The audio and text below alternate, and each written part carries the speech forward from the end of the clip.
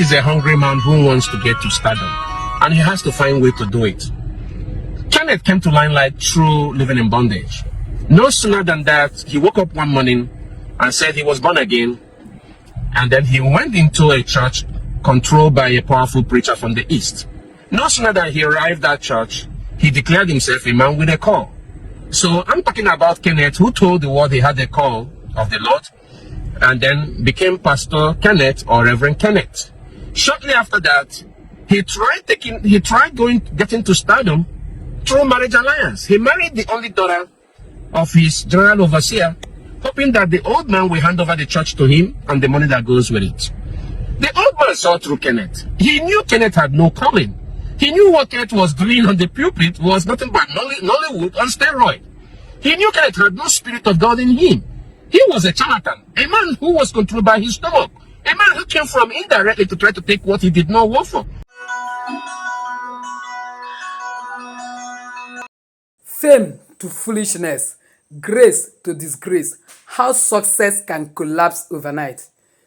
From glory to public shame when fame is destroyed by wrong choices. How fame turns dangerous when character begins to die. From celebrity to controversy, the hidden danger of destroying your own reputation. Why many famous people cannot survive life after fame. Fame to foolishness, grace to disgrace, why some stars lose everything after success. Have you noticed something frightening? Some people rise to great heights, become respected, become influential, become celebrated by millions, but somehow, years later, everything begins collapsing. Their reputation becomes damaged, their words begin hurting others, their decisions become reckless, and the same grace that lifted them suddenly appears wasted. Why does this happen? Why do some successful people lose control after reaching fame? Why do some people become trapped by desperation after building great name for themselves? The painful truth is this: not everyone knows how to handle success. And when character is weak, success can become the very thing that destroys their person. Today we examine a serious life lesson. How people can move from grace to disgrace when pride, desperation, poor choices and reckless decisions begin controlling their life. And why every believer must understand that talent can open doors, but character determines whether those doors remain open. But before I go ahead into this video, give it a powerful thumbs up. If this is the very first time you're finding yourself in this family, you are highly welcome. Please kindly hit the red subscribe button and the bell notification so as to always get my next upload. For my returning subscribers, I love you so much. Thank you for always stopping by. So without wasting time, let's dive in. Brothers and sisters, one of the greatest mistakes many people make in life is believing success alone can sustain them. No. Success may give you visibility, but character gives you longevity. You can have fame and still lose everything. You can be talented and still destroy your future. You can be celebrated publicly and still be collapsing privately. Proverbs 22 verse 1 says, "A good name is rather to be chosen than great riches." Notice what God says. Your reputation is more valuable than wealth. Your character is more valuable than fame. Your integrity is more valuable than your popularity. Unfortunately, many people spend years building success but destroy everything because of bad choices. Some people become so dependent on one system of success that when life changes, they begin acting out of fear. And desperation enters, panic enters, wrong decisions begin, relationships are damaged, people's trust is broken, and the fall begins. This is why believers must understand: never build identity only around fame. Never depend on applause for survival. Never allow desperation to push you into choices that damage your name, because once character begins dying, destiny begins collapsing. Ecclesiastes 7 verse 1 says, "A good name is better than precious ointment." Protect your name, protect your integrity, protect your destiny. Let's watch the video that made me to talk like this: how he lost everything because one bad choice ruined him. Fame destroyed him from grace to grace. Success went wrong.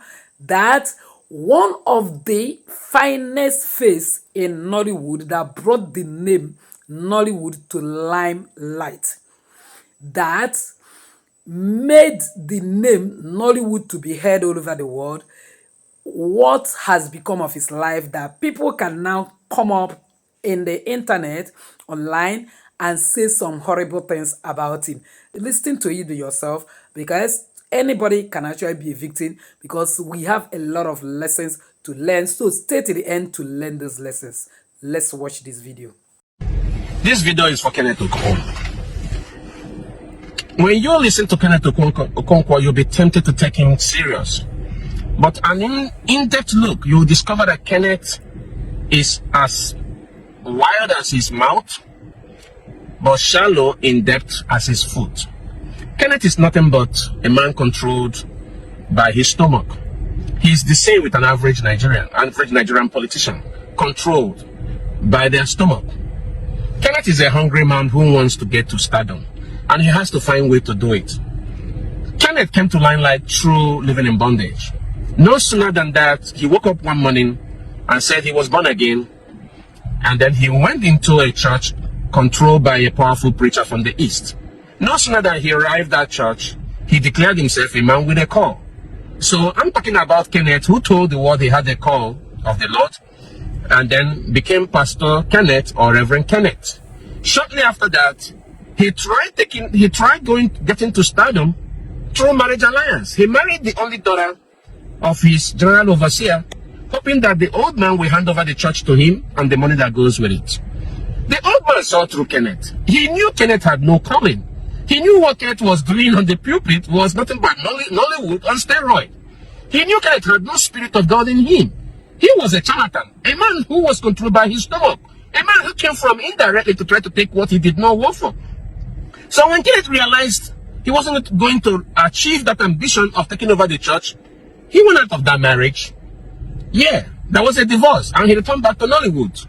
But he's still a man on mission. What did he do? 1 or 2 movies after that, he went into politics.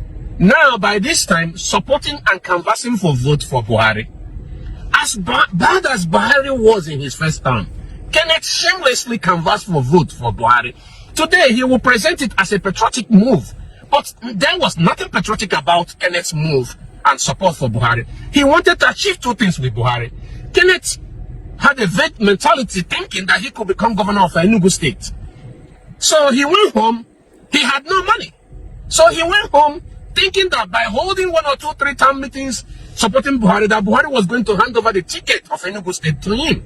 When that failed, he also thought probably Buhari would have given him a national platform to showcase his talent at lying as a political spin doctor. That was his ambition, but Buhari didn't notice him.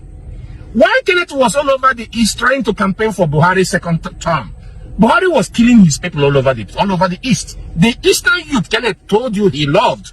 Yeah, Buhari was killing them, murdering them in every street, from Owerri to Ababa to Enugu to Abakaliki. These youths were killed by Buhari, and what did Kenneth say? Nothing.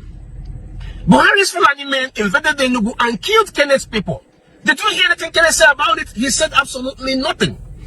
Buhari sent Operation Python dance to Nnamdi Kanu's house, which led to the death of Nnamdi Kanu's parents. What did Kenneth Okonkwo say? Absolutely nothing. But he's a lover of Igbo people, right? When Tinubu and his people destroyed shops and buildings in Lagos, for which he is today accusing Obi, tell me what Kenneth said. Kenneth said nothing. Why all this were happening? Kenneth was busy defending Buhari, trying to convince Igbos to still give their vote to Buhari. Now, Kenneth said he loved Nigerian youths, that he stand wherever the youth stands, are standing. Now, there was a Lekki toll blockade by the Nigerian youth. Remember that, right? Was Kenneth there? That is the question. Did Kenneth support that move? The answer is no. Did he make any statement when people got murdered there? Absolutely nothing. He said nothing. Absolutely nothing. Pim, he did not say. He just only wanted a selfish move for himself, a platform for himself. That's all he wanted, right? But there are Igbo Nollywood stars like himself that have consistently said things about Igbo youth. Whenever Igbos are affected, you see them say something. Give me Kanayo. Nine ritual and chief priest. Give me Kanayo. Kanayo will always say something whenever the Igbos are affected. Yeah. What about Kenneth? Absolutely nothing. He says nothing, absolutely. He's not concerned, he's not involved. Bring it to 2023. 2023, Kenneth saw a loophole in a shining candidate in the person of Obi, a sellable candidate, what the people actually wanted. So he launched, he was a launch pad for Kenneth. He jumped on it. He imposed himself on Obi. Obi did not ask Kenneth to defend him. Obi did not ask Kenneth to sell him. Obi is already sold. But Kenneth wanted a platform to showcase his ability to lie and his ability as a spin doctor. So Kenneth can unsay the things he has said in the past. He can re-say it again. He can change it tomorrow. He's just like a rainbow. He's a chameleon with several colors. What he said in the morning could change in the evening. It could change in the afternoon. It could change tomorrow, depending on where his stomach faces and who is involved and who is paying him at that time. Kenneth's problem with Obi is nothing but hunger. Obi had the that's all. Well, his new Alhaji Nachurefi, we all know that Atiku Abubakar is a kind man and he has deep pockets, you know. So one or two things here and there, in a little bit of cushioning of Kenneth's hunger. Kenneth, that's what your problem is. You are hungry. You have no money. You have a big ambition, but you don't have no money to advance it.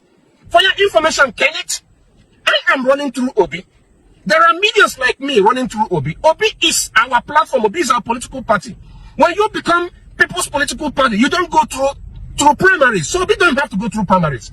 Obi was asked by people like us to leave your useless ADC. And he has to leave. Obi doesn't have to subject himself to becoming Atiku Abubakar's vice. Because if he ever did, if he had done that, he would have lost people like me and many others supporting him. So he did actually what his support base wanted. We are all running through Obi. Obi has become our political party. Get it into your head. We don't belong to any party. If his new party, the NDC, try to mess him up again, we will ask him to leave. He will leave. We will follow him. Get used to it. We have moved on. You can also move on. Kenneth, you are not too old to run for president. Obi is not terribly older than you. How about you take a form and go and run? I know you can't win a councillorship in your Enugu state. That's obvious fact. So stop running. Stop running your mouth. Stop thinking you can damage the man. You can't damage the man. His followers like us know who he is. Obi built a brand by being honest and doing it the legal way.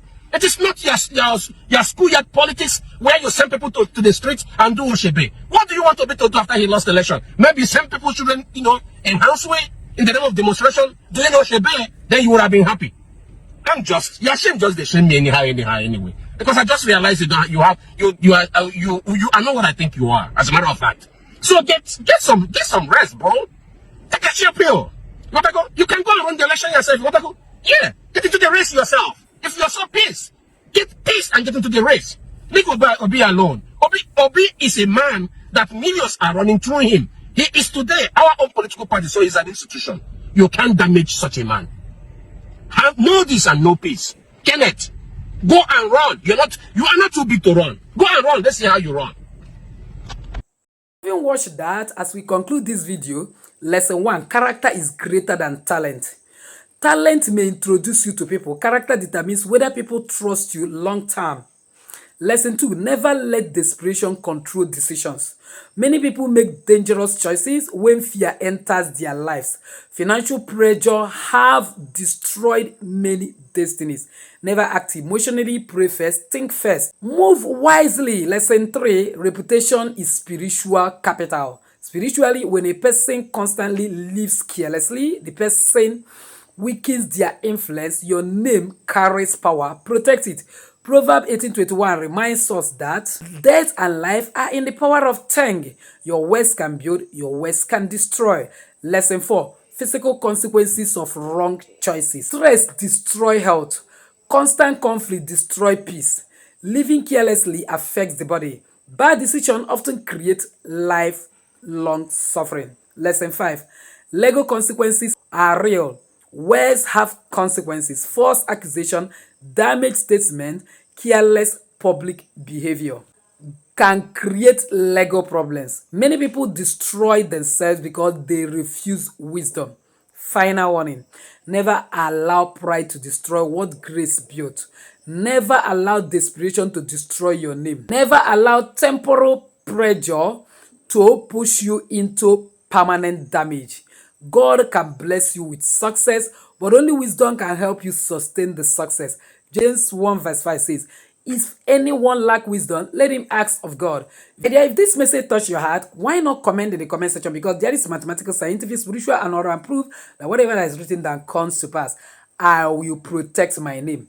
If you believe character is greater than fame, comment also character is destiny. Share this video with young people, celebrities, business people, and everyone chasing success. Subscribe now and turn on notification for more powerful spiritual wisdom and life lesson. Remember, success may bring you up, charisma may elevate you, but character keeps you there. God bless you, and may your fame build image, character builds your destiny. Never destroy your name for temporal gain. So with this, I say enjoy your day. Bye-bye.